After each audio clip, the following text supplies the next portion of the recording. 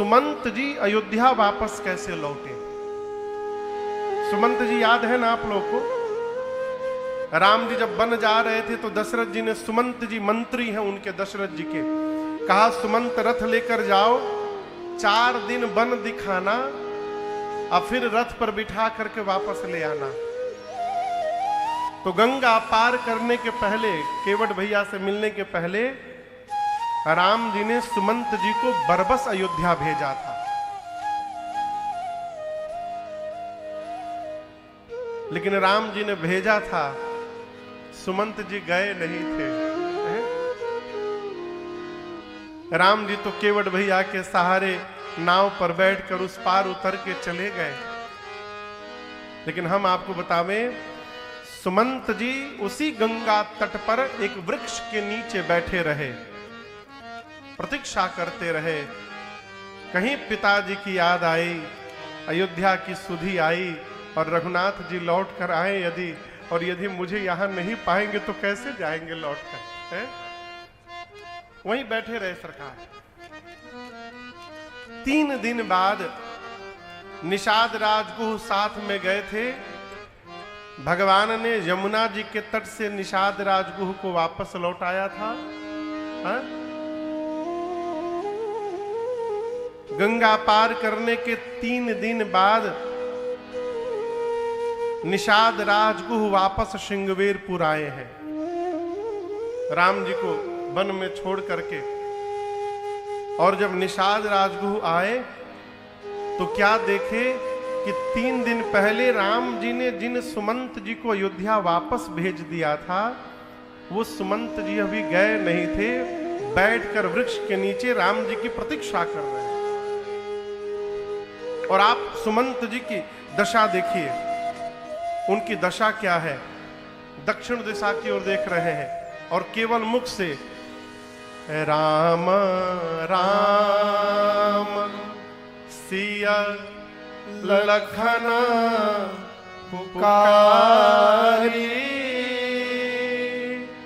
परेऊ धरनी तल व्याकुल भारी।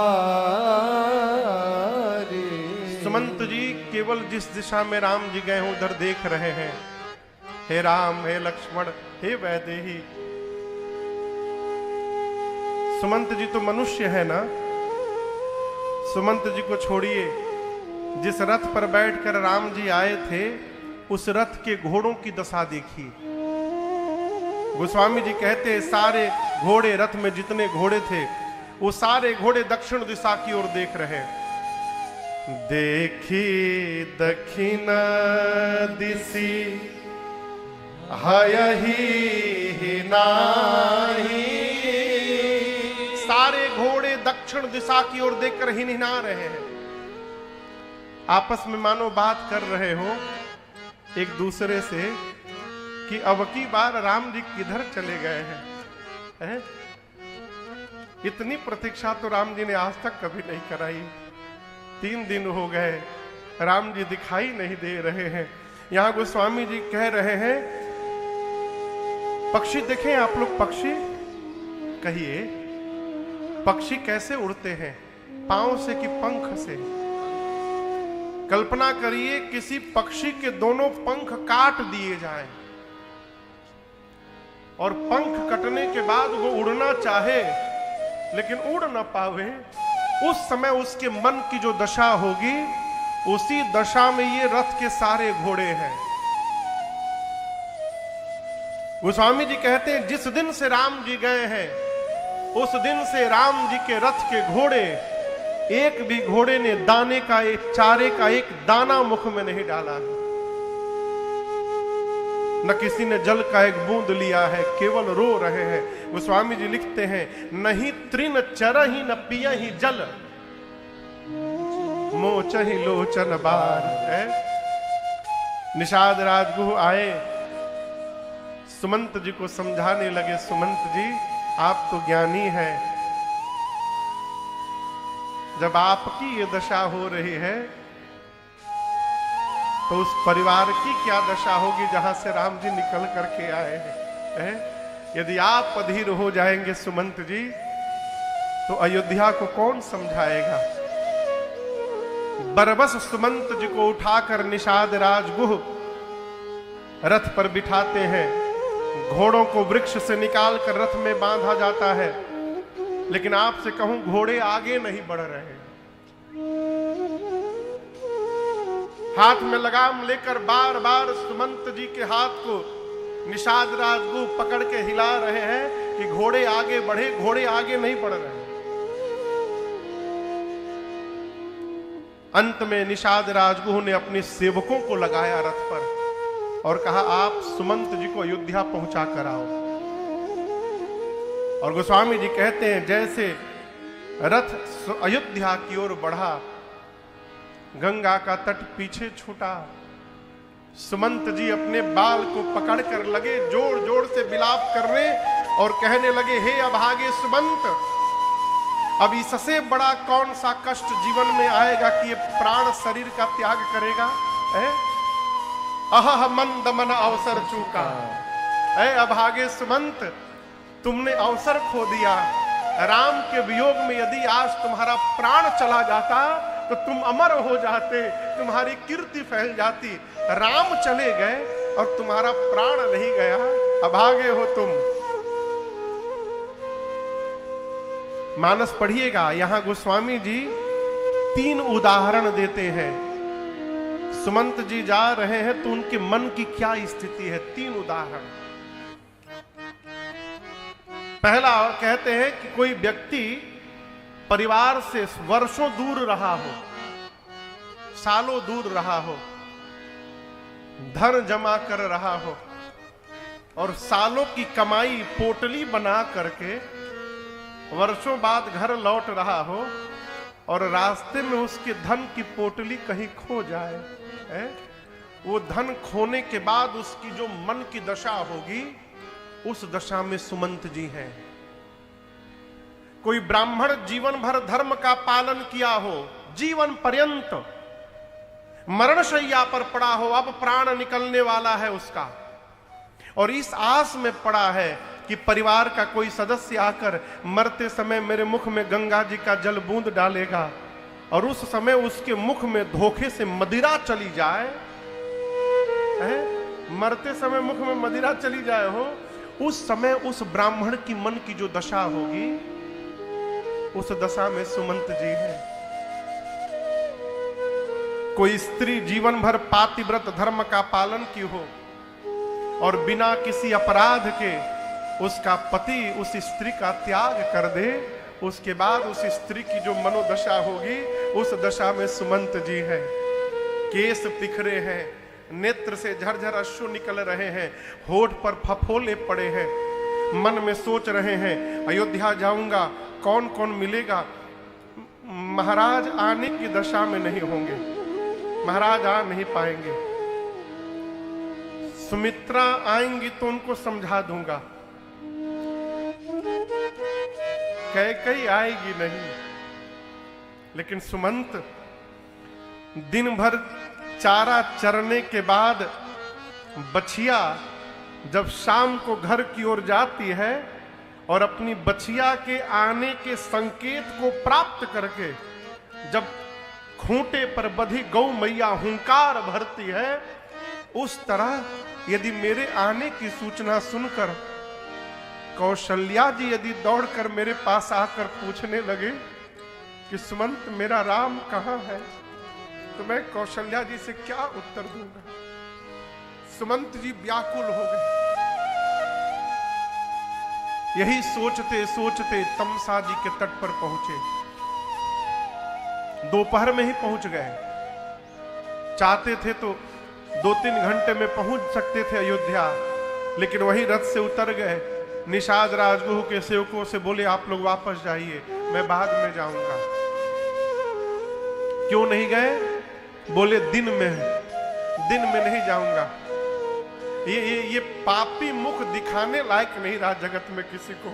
दिन में जाऊंगा तो ये मुख कैसे दिखाऊंगा, रात्रि के अंधेरे में जाऊंगा। रात्रि में सुमंत जी रथ लेकर अयोध्या में प्रवेश किए हैं।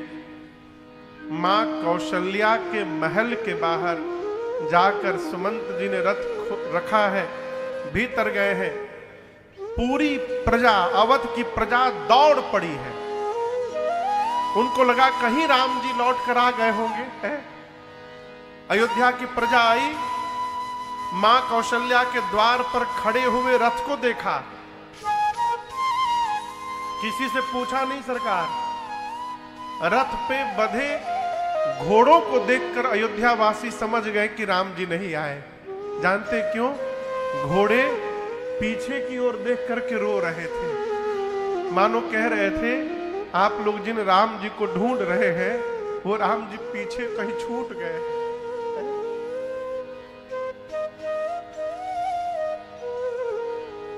सुमंत जी गए महाराज के पास, जाकर देखे महाराज धरती पर लेटे थे। ऐसा लग रहा था कि मानो किसी ने चंद्रमा से अमृत निचोड़ करके और उसको आकाश से उतार कर धरा पे रख दिया। मलिन वस्त्र है, केश बिखरे हैं, मूर्छित अवस्था में महाराज पड़े थे। सुमंत जी ने जाकर प्रणाम करके कहा, हे जय जीव, आपका सुमंत आपको प्रणाम करता है। महाराज के कान में जैसे सुमंत शब्द पड़ा, महाराज तुरंत उठ के बैठ गए और गले लगाकर सुमंत जी से बोले, सुमंत कुछ बोलना मत तुम, सबसे पहले मैं जो पूछ रहा हूं उसका उत्तर दो मुझे।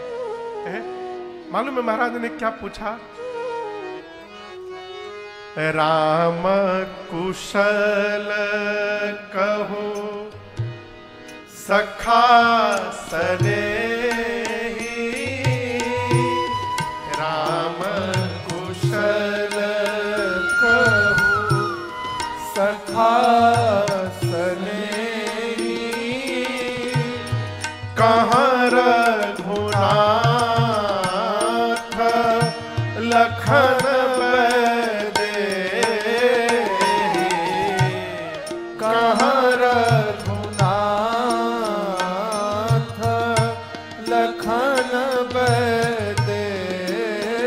महाराज ने कहा, सुमंत मेरे राम की कुशलता बताओ। मैंने कहा था लौटा कर ले आना, लाए हो ना? दिखाई तो नहीं दे रहे हैं, रास्ते में छोड़ दिए क्या? आने हूं फेरी कि बनही सिधाए, आने फेरी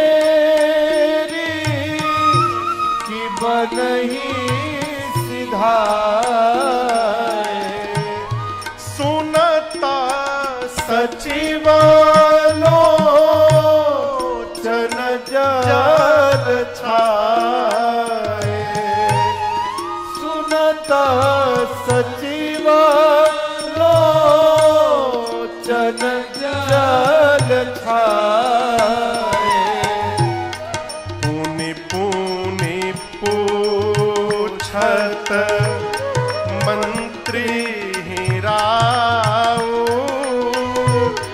प्रियतम सुवन संदेश सुनाऊ, पुनि पुनि पूछत मंत्री राऊ, प्रियतम सुनात सनेश सुनाऊ, प्रियतम सुवन सनेश सुनाऊ। महाराज कहते, सुमंत राम को लेकर आए कि वन में छोड़ दिए। इतना सुनते सुमंत जी के नेत्र से झरझर अश्रु निकलने लगे। महाराज ने कहा, सुमंत यदि तुम अपने महाराज को जीवित देखना चाहते हो तो अविलंब जहां राम को छोड़कर आए हो वहीं मुझे पहुंचा दो। सुमंत जी ने समझाया, महाराज आप ज्ञानी हैं, आप धीर धुरंधर हैं, वीर सुधीर धुरंधर देवा साधु समाज सदा तुम सेवा। आप तो ज्ञानी हैं महाराज,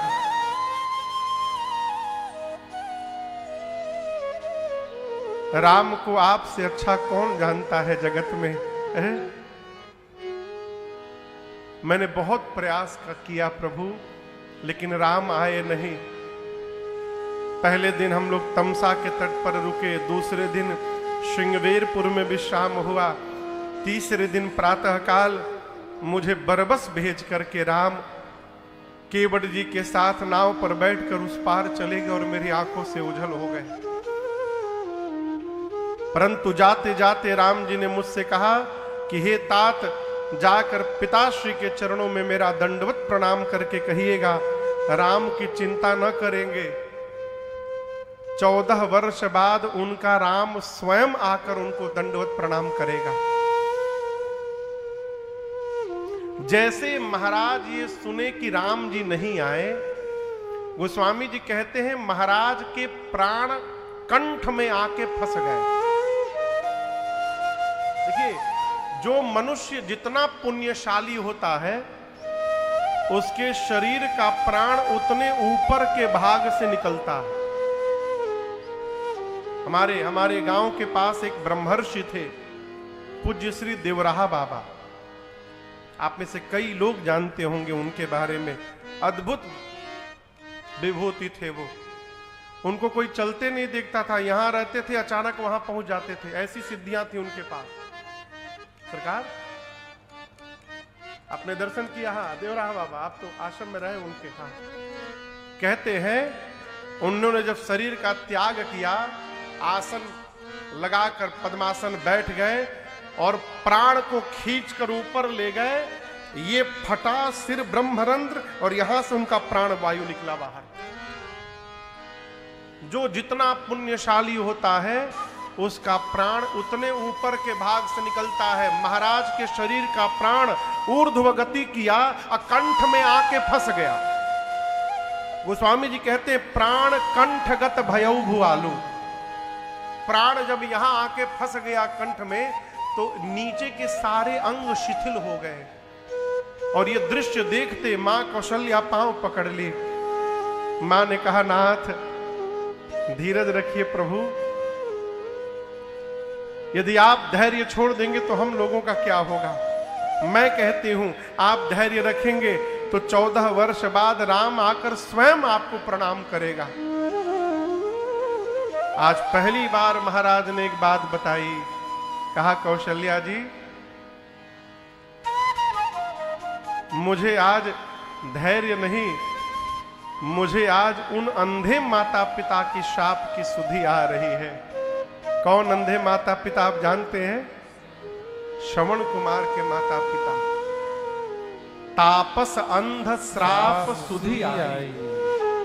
और महाराज ने सब बताया कि मरते समय श्रवण कुमार के माता पिता ने मुझे शाप दिया था कि जिस प्रकार पुत्र के वियोग में हम मर रहे हैं उसी प्रकार पुत्र के वियोग में एक बार आप भी मरेंगे एक दिन। लेकिन आपका दुर्भाग्य महाराज, हमारे पुत्र की तो मृत्यु हो गई है, लेकिन आप जब मरेंगे आपके एक भी पुत्र की मृत्यु नहीं होगी, लेकिन आपका दुर्भाग्य ऐसा होगा कि आपके मरते समय एक भी पुत्र आपकी आंखों के सामने नहीं होगा।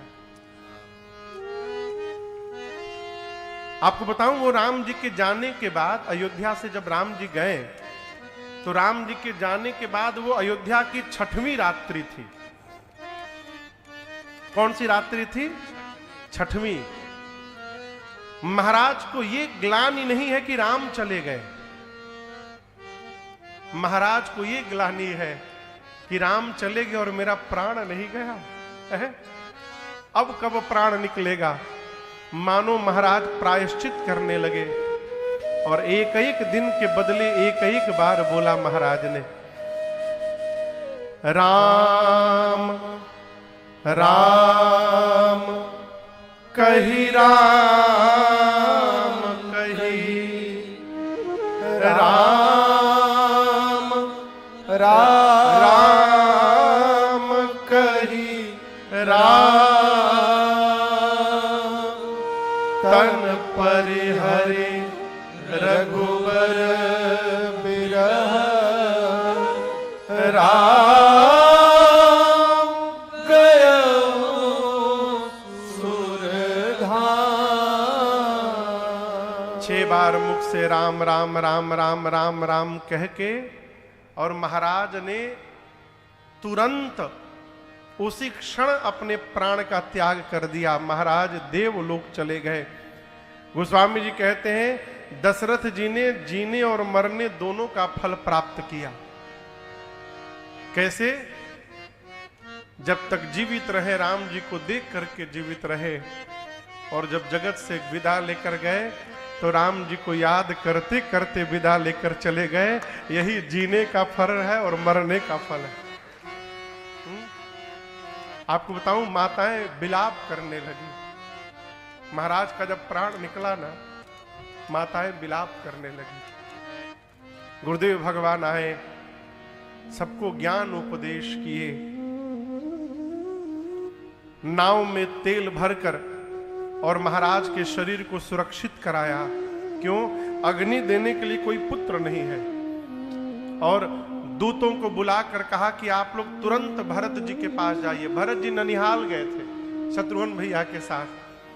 गुरु जी ने कहा भरत जी के पास जाइए, यहां जो हुआ है ये बताइएगा मत उनसे, आप केवल इतना कहिएगा कि गुरु जी ने याद किया है, तुरंत चले और आप दर्शन करिए। दूत गए, लेकिन यहां बाबा कहते हैं जिस दिन से अयोध्या में अनर्थ प्रारंभ हुआ है उस दिन से भरत जी को रात में बुरे बुरे सपने आने लगे।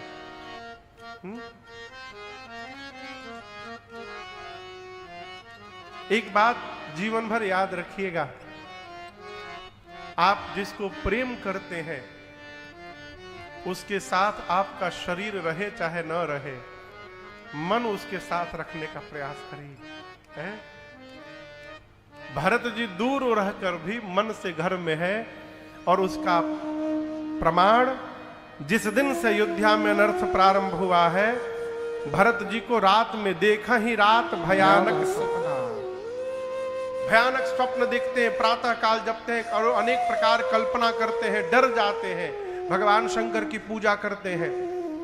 ये चल ही रहा था, तब तक दूत आए। भरत भैया दूतों को देख के डर गए, बोले अचानक आप लोग? दूतों ने कहा प्रभु कुछ पूछिए मत, तुरंत चलिए, गुरु जी ने आपको अविलंब बुलाया है। भरत जी जिस दशा में थे उसी दशा में दौड़ पड़े अयोध्या, और जैसे अयोध्या की सीमा में प्रवेश किए हैं, बाबा कहते हैं अयोध्या में खर सियार बोलहि प्रतिकूला, सुनी सुनी होए भरत मन सूला। जैसे भरत जी अयोध्या में प्रवेश किए, अशुभ ध्वनियां गूंज रही हैं। अयोध्यावासी भरत जी का मुख नहीं देखना चाहते। भरत जी डर गए हैं, अपने घर गए। मां कैकेयी के द्वार पर, मां ने द्वार पर आरती उतारा है, भीतर ले गई, कक्ष में बिठाया है, दुलार किया है। मां ने पूछा भरत भैया से कि भरत, मामा के घर सब कुशल है ना? भरत जी बोले मां, मामा के घर तो सब कुशल है, भरत के घर में सब कुशल है ना? कैकेयी मैं पूछी आज तक तो कभी तुम पूछे नहीं ऐसे। भरत जी बोले मां, आज के पहले मैं जब भी अयोध्या लौटता था ना, तो दरवाजे पर केवल तुम नहीं दिखाई पड़ती थी, दरवाजे पर मेरी तीनों मां खड़ी रहती थी। आज अकेली आप खड़ी थी मां, मेरे घर में सब कुशल है ना? कैकेयी जी ने कहा भरत, कुशल तो मैंने सब कर लिया था पुत्र। बेचारी मंथरा ने बड़ी सहायता की, लेकिन क्या कहूं, ब्रह्मा जी ने एक बात बिगाड़ दी बीच में। भरत जी बोले क्या हो गया? कैकेयी मैया ने कहा सब ठीक हो गया था भरत, क्या कहे, अचानक आपके पिताजी नहीं रहे। गोस्वामी जी कहते हैं भरत भैया सुने, पिताश्री नहीं रहे, खड़े थे। तात तात हाँ तात पुकारे, हे तात कह के भरत जी खड़े खड़े गिर पड़े। भरत जी की दशा कैसी हुई? जल से मछली को निकाल कर बाहर फेंक दीजिए। जल से बाहर जाकर जैसे मछली छटपटाने लगती है, भरत जी धरती पर गिरकर छटपटाने लगे। कहे मां, भरत के हाथ को राम भैया के हाथ में पकड़ाए बिना पिताजी मुझे छोड़कर चले गए अनाथ करके। मां, कारण क्या हुआ? मां ने उठा करके संभाल किया। अब दर्शन करिए। भरत जी पूछ रहे हैं कि मेरे पिताजी क्यों गए, कारण बताओ।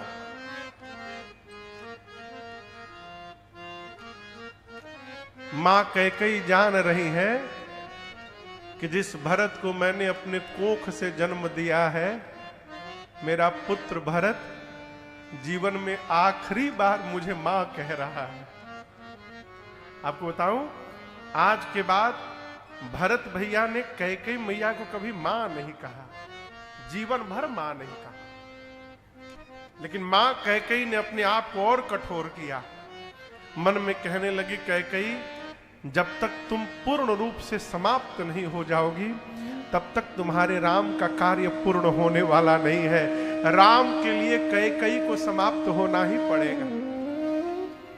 और मां ने कुछ भी नहीं छिपाया, अपनी पूरी करनी भरत जी को मां ने बताया, सब बताया कि मैंने पिताजी आपके राम भैया को आपके युवराज बनाना चाहते थे। मंथरा ने मुझे समझा दिया, मैंने 2 वरदान मांग लिया। भरत जी बोले, क्या मांग लिया? राम के स्थान पर आपके लिए राज सत्ता मांग ली। भरत जी सुनकर स्तब्ध हो गए, मानो हृदय में बाण लग गया हो। बोले, दूसरा क्या मांग लिया? कैकेयी मैया ने कहा, आपके भैया के लिए 14 वर्ष का वनवास मांग लिया। राम वन चले गए और राम के ही वियोग में आपके पिताजी चले गए। यहां दर्शन करिए। कोई आदमी बाइक से गिर जाए ना, बाइक चला के गिर जाए और खड़े होकर देखे कि बायां हाथ छिल गया है, उसे बहुत दर्द होता है। बायां हाथ छिल गया है, तब तक दिखाई पड़ता है बायां तो केवल छिला है, दाहिना तो टूट गया है। और जब ये दिखाई पड़ जाए कि दाहिना टूट गया, फिर बाएं हाथ की छिलन दिखाई नहीं पड़ती है। इसका क्या अर्थ है? जीवन में जब बड़ा दुख आता है तो छोटा दुख अपने आप समाप्त हो जाता है। भरत भैया अब तक रो रहे थे कि पिताजी मर गए, और जैसे भरत भैया सुने कि मेरे भैया वन में चले गए, राम जी का वनवास सुनाई पड़ते भरत जी पिताजी की मृत्यु भूल गए। गोस्वामी जी कहते हैं, भरत ही बिसरेऊ पितु मरण, सुनत राम बन गो। हे तू अपन पौ जान जिया, थकित रहे धरे मौन। और यहां भरत जी मन में कहने लगे, कैकेयी, न आपका दोष, न मंथरा का दोष, न पूज्य पिताजी का दोष। यदि किसी का दोष है तो इस पापी भरत का दोष है। इस पापी ने संसार में जन्म ही क्यों लिया? न मैं जन्म लेता, न तू मुझे राजा बनाने का सपना देखती। भरत जी अपने को कोसने लगे। भरत जी को निहाल देखकर, निढाल देखकर शत्रुघ्न भैया विलाप कर रहे हैं। उसी समय मंथरा आ गई। और जैसे शत्रुघ्न भैया ने मंथरा को देखा, सारा क्रोध फूट पड़ा, पकड़ा, बाल घसीटा, मारा कुबर पर 1 लाख। भरत भैया ने छुड़वाया मंथरा को। यहां गोस्वामी जी कहते हैं कि भरत भैया ने मां कैकेयी को बहुत कुछ कहा है। क्या कहा? पाठ करते तो पढ़ जाइएगा, लेकिन अलग से ना पढ़िएगा। वो भरत जी क्रोध में थे, बोल गए। भरत जी ने जो कहा है ना, माँ कहीं उसको सुनने की अधिकारिणी नहीं है, इसलिए उसको ना पढ़िएगा। भरत भैया दौड़ कर गए माँ कौशल्या के पास। किसके पास गए? जोर से कहिए। कौशल्या मैया अपने कक्ष में बैठ करके रो रही थी। द्वार पर भरत भैया गए। भरत जी और राम जी दोनों देखने में एक जैसे हैं, ठीक ना? आंख में जब आंसू आ जाए तो साफ चेहरा नहीं दिखाई पड़ता है। कौशल्या मैया सरकार रो रही थी, आंख में आंसू भरा था। द्वार पर भरत जी आके खड़े भय, मां को स्पष्ट दिखाई नहीं दे रहा था। राम जी भरत जी देखने में एक जैसे, मां को हल्का धुंधला सांवला रूप दिखाई पड़ा। मां को लगा कि कहीं मेरा राघव तो नहीं आ गया हूं। मां भाव में उठकर दौड़ी है और इतने भाव में थी मां कौशल्या की द्वार तक पहुंच भी नहीं पाई, बीच में ही जाकर मूर्छित होकर मां गिर गई धरती पर।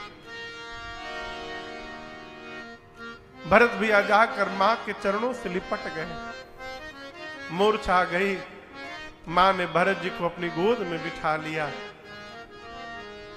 अब भरत जी बार बार एक ही बात कहते हैं, मां आप ही कहो पूरे संसार में को त्रिभुवन मोहि सरिस अभागी। भरत जी कहते मां त्रिलोक में तेरे भरत से अभागा दूसरा कौन होगा? मां बोली ऐसे क्यों बोल रहे हो? भरत जी कहते मां जिस पुत्र के चलते मां के मांग का सिंदूर समाप्त हो जाए, उससे अभागा पुत्र संसार में दूसरा कोई नहीं हो सकता। मां पिताजी कहां है? मां मेरे भैया राम कहां है? मां मेरे लक्ष्मण कहां है? मां मेरी भाभी मां कहां है? मां भरत जी विलाप करके मां से पूछते हैं, मां जब जब याद पड़े रघुराई,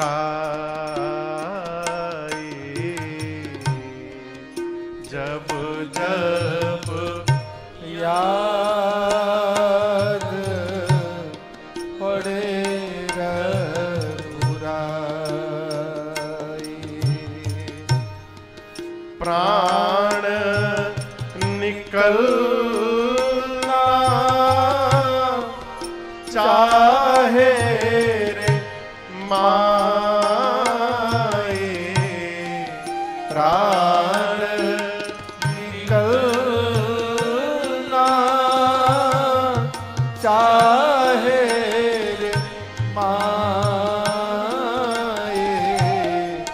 जब जब याद पड़े रघुराई,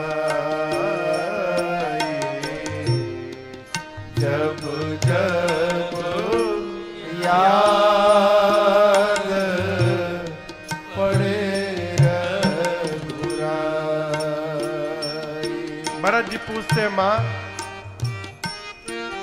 भैया भाभी और लक्ष्मण पाँव में कुछ पहन के गए हैं ना? मां बोली कुछ नहीं पहने हैं। भरत जी और छटपटाने लगे, कहते मां किसी ने रोका क्यों नहीं उनको?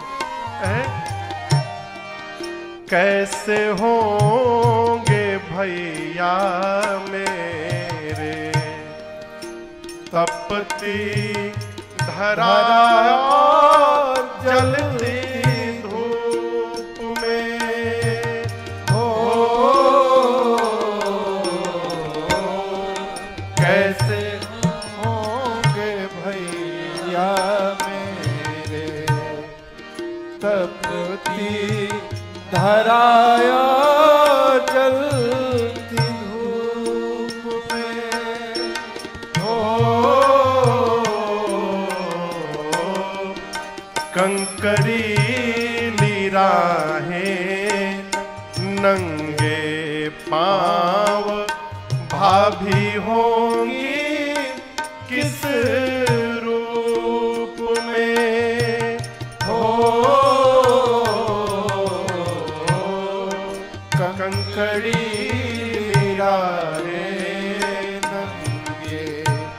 पाँव भाभी होंगी किस रूप में।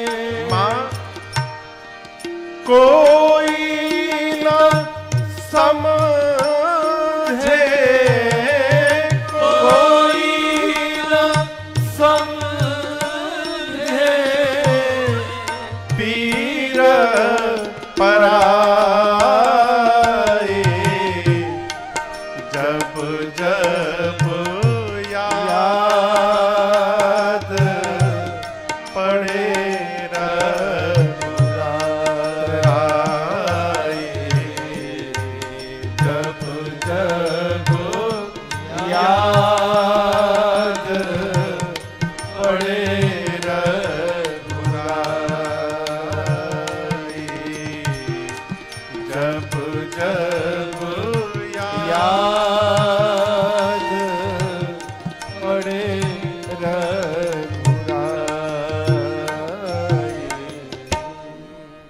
आप जानते हैं भरत जी ने मां कौशल्या को 28 पाप बताए। कितने पाप? 28। भरत जी कहते हैं मां यदि भैया के वनवास में मेरी तनिक भी सहमति है ना, तो जो पाप गुरु की हत्या से लगता है वो पाप मैं लेने को तैयार हूं मां। यदि उस वनवास में मेरी तनिक भी सहमति है मां, तो जो पाप माता पिता की हत्या से लगता है तेरे भरत को लग जाए। जो पाप अंक में पल रहे संतान की हत्या करने से लगता है मुझे मिल जाए मां। इस प्रकार भरत जी 28 पाप गिना गए। ये सारे पाप मैं लेने को तैयार हूं। कौशल्या जी ने कहा भरत जी से कि सूर्य को देखे हो ना, सूर्य के आने से पुत्र अंधकार समाप्त हो जाता है, लेकिन ये संभव है भरत कि किसी दिन अंधकार ही सूर्य को समाप्त कर दे। ये संभव है, हो सकता है। जल से निकलने के बाद मछली मरे नहीं जीवित रह जाए, ये भी संभव है, हो सकता है। ज्ञान होने के बाद भी मोह समाप्त न हो, ये भी हो सकता है। लेकिन एक बात कहूंगी, मेरा पुत्र भरत अपने भैया राम के विरुद्ध जाकर कोई व्यवहार करेगा, ये किसी युग में संभव नहीं है। ऐसा कदापि नहीं हो सकता है। राम के वनवास में तुम्हारी सहमति है भरत, यदि ऐसा कोई सोच भी लेगा ना, तो उसे सपने में भी सुगति प्राप्त होने वाली नहीं है। सपने में भी। रात भर भरत जी मां के गोद में ही बैठे रहे। प्रातः काल हुआ, गुरुदेव भगवान आए। सरजू जी के तट पर चंदन की लकड़ी की चिता सजाई गई और गुरु आज्ञा पाकर भरत भैया ने पिताजी को मुखाग्नि दिया है। यहां गोस्वामी जी कहते हैं पिताजी के लिए भरत जी ने जो श्राद्ध कर्म किया है, 1,00,000 मुख से उसका वर्णन नहीं किया जा सकता। 1,00,000 मुख से। पितु हित भरत कीन्ह जस करनी, सो मुख लाख जाय नहीं बरनी। घर में कोई चला जाए तो उसके श्राद्ध कर्म को बड़ी निष्ठा से करना चाहिए। लेकिन हम कहे दुर्भाग्य समाज का, माता पिता जीवन भर सनातनी रहते हैं, मरने के बाद लड़कवा आर्य समाजी बनाई देते हैं। 3 दिन में निपटा दिए।